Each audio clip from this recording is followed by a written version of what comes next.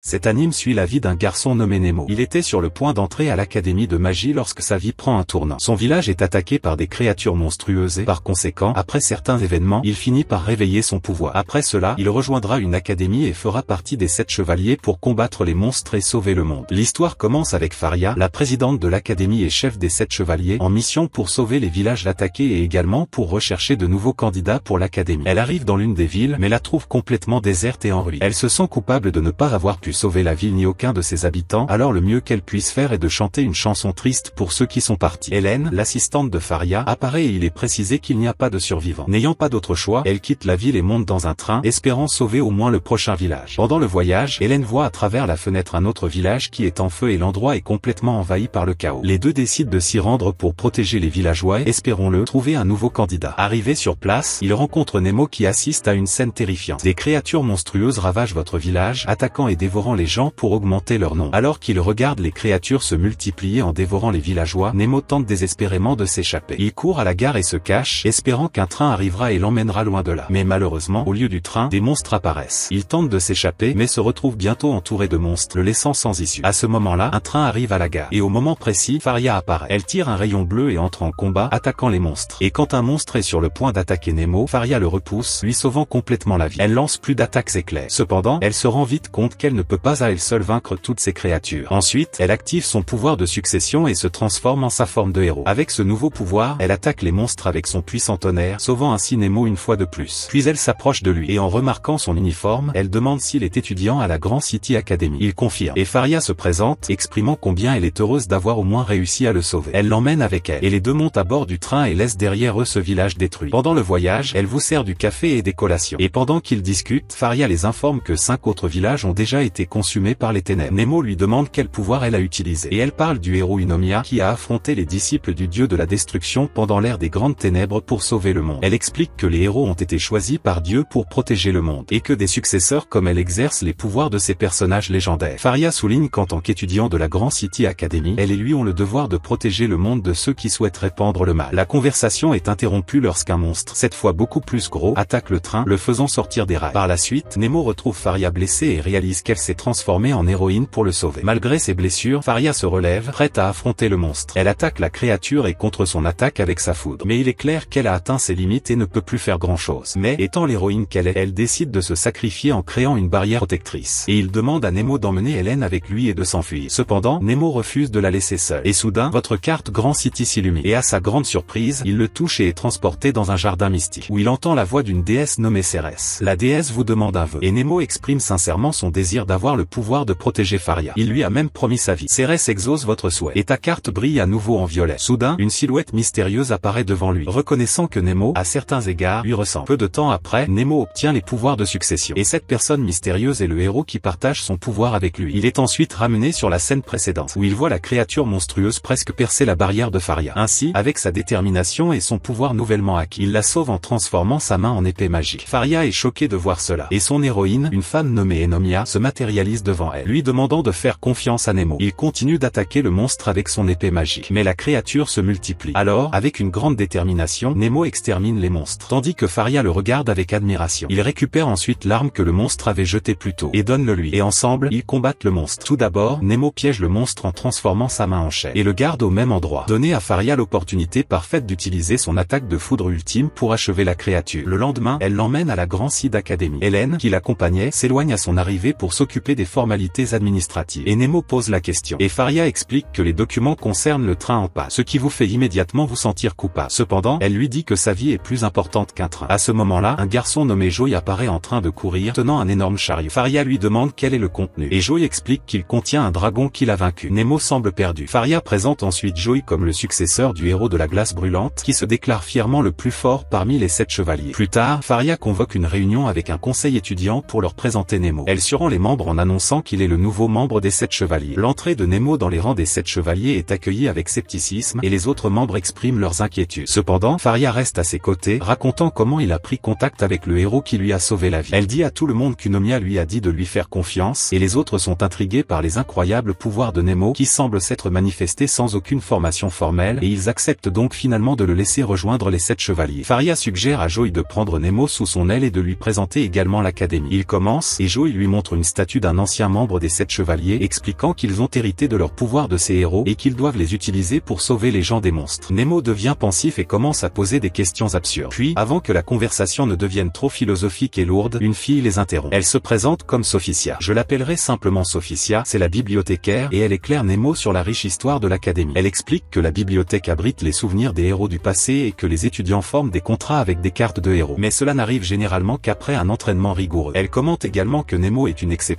car il a trouvé ses pouvoirs grâce au destin. Sophicia se tourne ensuite vers Joey et le félicite pour son exploit remarquable en battant un dragon, puis elle part. Après cela, Joey emmène Nemo à la cafétéria et à plusieurs autres endroits. Quand la journée se termine, il vous montre son dortoir et s'en va. Cependant, lorsqu'il ouvre la porte, Nemo a une surprise inattendue. Faria est là-dedans. Elle explique qu'il séjournera dans le dortoir du président et qu'il partagera l'espace avec elle et Hélène. Nemo est profondément ému et honoré par cette décision et le lendemain, il commence ses cours à l'académie. Dans l'un des cours, il apprend l'histoire des 7 chevaliers et comment ils ont combattu le dieu maléfique Nestra, évidemment pour protéger le monde. Après les cours, il rencontre l'un des membres actuels des 7 chevaliers, l'elfe nommé Gareth. Il lui donne une potion et lui demande de l'apporter au laboratoire d'alchimie. Nemo accepte la tâche et part la livrer. Il remet la potion à un étudiant de l'académie qui lui explique qu'il s'agit d'un élixir elfique. Joey arrive alors et commence à se moquer de Nemo, l'appelant un garçon de course. Mais soudain, ils entendent un grand bruit venant d'en haut et se précipitent pour enquêter. Ils découvrent que le dragon que Joey a vaincu s'est libéré de sa prison de glace et est sur le point d'attaquer Sophie. Sans hésitation, Joey passe à l'action. Déterminé à le vaincre à nouveau, il active sa succession et prend sa forme de héros et attaque le dragon. Nemo reçoit pour mission d'aider Sophie et les autres à se rendre dans un endroit sûr. Alors que Joey continue le combat, il utilise sa lame de glace et coupe le dragon en deux, mais à sa grande surprise, le monstre survit et mute même, se transformant en un dragon à 2 têtes. Le héros de Joey apparaît et explique que la transformation est due à l'influence du pouvoir des monstres qui le rend de plus en plus fort. Le dragon lance de puissants rayons sur Joey, rayons qu'il parvient à peine à esquiver. À ce stade, Nemo décide d'agir et rejoint la bataille. Joey lui demande d'appeler Faria, mais Nemo, par loyauté et par sens du devoir, refuse de reculer. Il ramasse un couteau qu'il trouve sur le sol et utilise sa succession, transformant sa main en chaîne pour lier le dragon. Puis il le poignarde avec le couteau et demande à Joey de geler rapidement le monstre. Joey attaque le dragon au même endroit où Nemo l'a frappé, utilisant sa crise cardiaque de glace pour le geler. Cependant, la glace commence également à affecter Nemo. Joey lui demande de s'éloigner, mais Nemo refuse, car il sait que s'il part maintenant, Joey ne pourra pas geler complètement le dragon. À ce moment-là, le héros de Nemo se matérialise devant lui et révèle que, bien qu'il soit mort, le dragon continue de se déplacer grâce à l'influence du pouvoir des poissons. Il demande alors à Nemo d'en finir avec le monstre. Au même moment, le héros de Joey apparaît également et pointe du doigt le noyau du dragon qui se régénère. Grâce à ces informations, Joey porte un coup précis au cœur du monstre, le détruisant une fois pour toutes. Après la bataille, Joey se confie à Nemo sur son passé. Il révèle que son père, un ancien successeur, s'est sacrifié pour protéger une vie. Maintenant, Joey veut devenir encore plus fort que son père et continuer son héritage. Tout cela pour qu'il puisse aussi protéger les autres. Nemo trouve cette histoire belle et accepte avec joie l'amitié que lui offre Joey. Le lendemain, Faria organise une réunion des 7 chevaliers et soulève le problème selon lequel de nombreuses créatures deviennent tordues en raison de la puissance croissante des poissons, qui est également un terme qu'il utilise pour nommer ces monstres. Gareth émet l'hypothèse que les monstres restants se sont regroupés et ont lancé des attaques à grande échelle. Faria informe qu'il bénéficie du soutien financier de plusieurs pays et que c'est à eux d'arrêter ces créatures et de sauver le monde. Après la réunion, elle invite chaleureusement tout le monde à un repas qu'elle a préparé. Nemo est excité, impatient de goûter sa nourriture. Cependant, les autres semblent hésiter. Joey commente que ce plat particulier est le seul connu du président, ce qui crée une atmosphère gênante au sein du groupe. Mais Nemo commence à manger le repas, l'appréciant visiblement. Tout le monde est surpris de le voir manger avec autant d'enthousiasme. Et voyant cela, Faria apporte encore plus de nourriture. Après le repas, tout le monde part sauf Faria. Et il commente l'appétit bizarre de Nemo, le laissant embarrassé. Gareth le félicite d'avoir combattu aux côtés de Joey et d'avoir vaincu le dragon. Et il continue à parler pendant un moment, ce qui rend Nemo heureux de faire partie du groupe. Plus tard, il rencontre Sophie qui lui apprend qu'il est la coqueluche des professeurs. Et elle exprime son optimisme quant à son potentiel. Plus tard, pendant son sommeil, Nemo rêve que lui et son héros sont coincés dans un immeuble en feu. Avant que vous puissiez interroger votre héros sur cette vision, il est soudainement réveillé par un coup à la porte. En l'ouvrant, il trouve Faria qui l'informe qu'ils doivent partir en mission. Les 7 chevaliers montent à bord d'un dirigeable pour sauver les villes et villages qui ont été engloutis par les ténèbres. Hélène informe le groupe que lorsque l'armée ne peut pas gérer la situation, il demande des renforts pour les héros. La ville vers laquelle ils se dirigent est en ruine et chaotique à cause des monstres. L'endroit est plein d'habitants blessés et morts. Et dès leur arrivée, les 7 chevaliers commencent à agir, activant leur pouvoir et se transformant en héros pour combattre les monstres. Faria sauve un villageois d'un monstre et élimine la créature. Elle demande à Hélène d'évacuer les habitants de la ville en lieu sûr pendant que le reste des 7 chevaliers affrontent les monstres. Gareth utilise son épée des ténèbres pour éliminer un groupe de monstres. Shirley attaque les monstres avec plusieurs épées et lorsque cela ne semble pas avoir d'effet, elle utilise une attaque spéciale, créant une tornade de flammes violettes pour détruire les ennemis. Gildan se bat courageusement contre les monstres, mais son héros l'avertit que son pouvoir magique diminue. Malgré tout, Gilda continue d'attaquer et parvient à couper l'une des têtes du monstre. monstre. Cependant, le monstre riposte avec ses tentacules et le jette dans les airs. Il atterrit près de Joey et Nemo. Il leur demande de se reposer alors qu'ils se préparent à affronter davantage de monstres. Nemo piège rapidement le monstre avec ses chaînes et Joey en profite pour lancer une puissante attaque de glace. Ainsi, les 7 chevaliers parviennent à éliminer toutes les créatures et à sauver les habitants de cette ville. Après une bataille intense, Sophie soigne les blessures de Gildan, puis il s'échappe dans la forêt pour s'entraîner. Plus tard, Joey et Nemo parlent des événements de la journée et Joey avoue qu'il se sent coupable d'avoir traité Gildan comme un fardeau pendant le combat. Il révèle que Gildan est le prince d'un royaume et que beaucoup de gens ont de grands espoirs en lui. Pendant ce temps, Faria présente son rapport sur la bataille au conseil et l'un des membres l'informe que les monstres ont actuellement brisé des barrières qui étaient auparavant incassables. Le conseil lui confie la responsabilité de garder un œil sur Nemo et après la réunion, Faria et Hélène parlent de leurs responsabilités. Jusqu'à ce que, de nulle part, Shirley apparaisse, apportant des nouvelles urgentes sur Gildan. Au même moment, Joey et Nemo, après avoir entendu un grand bruit, arrivent sur les lieux et trouvent Gareth en train de combattre un monstre. Mais à leur grande surprise, ils réalisent que le monstre est en fait Gildan qui a été possédé. Et cela n'est arrivé que parce qu'il a dépassé les limites de l'utilisation de sa magie. Maintenant, Joey se prépare à mettre fin à la situation une fois pour toutes en essayant de tuer Gildan, mais Nemo intervient à la dernière seconde. Gildan attaque Nemo, ce qui amène Gareth à réagir rapidement et à attaquer Gildan pour le protéger. Joey insiste sur le fait qu'il n'a pas d'autre choix que de mettre fin à Gildan car il est son ami et il ne veut pas le voir souffrir davantage. Mais Nemo l'en empêche en lui disant qu'il a une idée. Ces mots déclenchent une série de souvenirs dans l'esprit de Gildan qui tente de combattre l'obscurité en lui mais échoue et continue d'attaquer ses amis. Nemo agit rapidement et l'attache avec ses chaînes, lui demandant de ne pas abandonner. Joey profite de l'occasion et utilise sa lame de glace pour l'immobiliser un instant, leur donnant le temps de trouver un moyen de le libérer de l'obscurité. Cependant, Gildan parvient à se libérer de la glace et réalisant la situation critique, il leur demande de mettre fin à ses jours avant qu'il ne soit complètement consumé par les ténèbres. Nemo, cependant, refuse cette idée, déclarant qu'ils ne peuvent pas faire cela parce qu'il est un ami, disant qu'il a lui-même déjà dit à tout le monde de rire quand les choses deviennent difficiles. Avec cet encouragement, Gildan décide de combattre l'obscurité en lui. Et grâce à leurs efforts combinés, les chevaliers parviennent à le libérer du contrôle du monstre et à le sauver. Quand tout est terminé, Gildan exprime sa sincère gratitude à Nemo et les deux tombent au sol, épuisés. Joey s'approche alors et s'excuse auprès de Gildan de l'avoir traité comme un fardeau, mais Gildan le rassure en disant que ce n'est pas un problème. Le lendemain, Nemo se réveille et trouve Faria en train de soigner ses blessures. Cependant, lorsqu'elle essaie de se relever, elle finit par tomber sur lui. Il y a cette scène typique qui se produit toujours. Elle lui informe qu'il a dormi longtemps après avoir dépensé autant d'énergie pour sauver Gildan. Nemo s'enquiert alors de son état et Faria le rassure en lui disant qu'il va bien et qu'il s'est en fait réveillé bien plus tôt que lui, mais avant que Nemo ne puisse essayer de sortir du lit, Faria le pousse à continuer à se reposer, affirmant qu'elle prendra soin de lui jusqu'à ce qu'il soit complètement rétabli. Pendant ce temps, Joey s'occupe de Gildan qui se plaint de l'environnement ennuyeux et du manque de filles autour. Gildan plaisante alors en disant qu'il est jaloux de Nemo puisque Faria prend soin de lui personnellement. Gareth intervient dans cette conversation et demande à Gildan s'il se souvient de ce qui s'est passé pendant sa possession. Gareth explique que même si les possessions existent, il est rare que cela arrive à quelqu'un comme Gildan. Cela soulève le soupçon qu'une force extérieure pourrait être à l'origine de ce phénomène. Il discute de la possibilité que quelqu'un s'infiltre dans l'académie car même le dragon que Joey avait vaincu est revenu à la vie d'une manière très étrange. Soudain, un cri de Faria interrompt la conversation. Il court voir ce qui se passe et la trouve paniquée, seule. Elle a de sérieuses difficultés à cuisiner et ne sachant pas comment réagir, elle jette un énorme seau d'eau sur la cuisinière. Nemo essaie de la calmer mais elle lui dit simplement de se rendormir. Et après cette intense bataille contre les fourneaux, elle donne enfin à Nemo le seul plat qu'elle a réussi à préparer et s'excuse également pour sa cuisine épouvantable. Nemo, voulant la rendre heureuse, dit qu'il a aimé la nourriture. À ce moment-là, un chat mignon apparaît et commence à se frotter contre la jambe de Faria. Un peu maladroitement, elle révèle que c'est son animal de compagnie. Nemo essaie de caresser le chat mais la créature n'aime pas ça et s'enfuit. Après cela, Faria prend son rôle d'infirmière encore plus au sérieux, faisant tout ce qu'elle peut pour prendre soin de Nemo mais finit par s'épuiser et s'effondre d'épuisement. Malheureusement pour elle, Hélène arrive et lui rappelle qu'elle a des obligations à remplir. Faria dit ensuite au revoir, disant à Nemo de continuer à se reposer. Mais dès qu'il quitte la pièce, il s'évanouit avec force. Après cela, Nemo demande à Hélène pourquoi Faria passe autant de temps à prendre soin de lui même si elle est débordée. Hélène sourit simplement et répond que c'est la nature de Faria. Il continue de poser des questions sur Faria et Hélène lui dit que Faria a toujours été comme ça, voulant protéger tout le monde avec ses pouvoirs de héros. Hélène l'informe alors qu'il est spécial pour Faria car il est le seul survivant de sa ville et le président regrette de ne pas pouvoir sauver toute la ville. Plus tard, Faria et les garçons rendent visite à Nemo. Nemo demande à Gildan s'il est rétabli et il lui répond qu'il va bien. Gildan commence alors à se moquer de lui, l'appelant l'animal de compagnie de Faria. Gareth donne ensuite à Nemo une pâte odorante qu'il appelle médicament de guérison elfique. Il continue à parler et à jouer aux cartes pour passer le temps. Nemo perd 3 fois de suite, devenant ainsi le joker du groupe. Ses amis lui disent alors en plaisantant qu'il devrait demander de l'aide à son héros la prochaine fois. Cela rend Nemo soudainement triste car il ne peut pas communiquer avec son héros. Ils sont surpris d'entendre cela et Joey suggère qu'il demande conseil à Sophie, la bibliothécaire. Soudain, Shirley arrive et les réprimande pour avoir relâché leur travail alors qu'il y a des tâches plus importantes à accomplir. Elle exprime sa déception de voir qu'ils jouent au lieu de réfléchir à l'avenir du monde et quitte la pièce en colère. Elle les entend alors dehors et apprend les difficultés de Nemo à communiquer avec son verrou. Plus tard, Nemo et Faria se promènent dans le couloir et lorsque son chat s'approche d'eux, il essaie de l'attraper mais le chat s'enfuit et Faria lui avoue que les animaux ne sont pas autorisés dans ce dortoir. Il court donc après le chat dans l'espoir de l'attraper mais le chat les conduit à Shirley. Ils font rapidement semblant de faire de l'exercice pour lui échapper puis continuent à poursuivre le chat, ce qui les entraîne dans encore plus d'ennuis. Le chat se retrouve alors coincé sur un toit et ils vont sur le toit pour le sauver mais le toit se brise et le chat commence à tomber. Nemo saute de la terrasse et jette le chat à Faria mais elle ignore le chat et essaie de le sauver. Et pendant que les deux sont suspendus, il lui demande de lâcher prise et de se sauver. Elle refuse cependant de le quitter. Finalement, les deux tombent mais le héros de Nemo intervient, assurant leur sécurité. Après avoir vu Nemo essayer de se sacrifier pour sauver le chat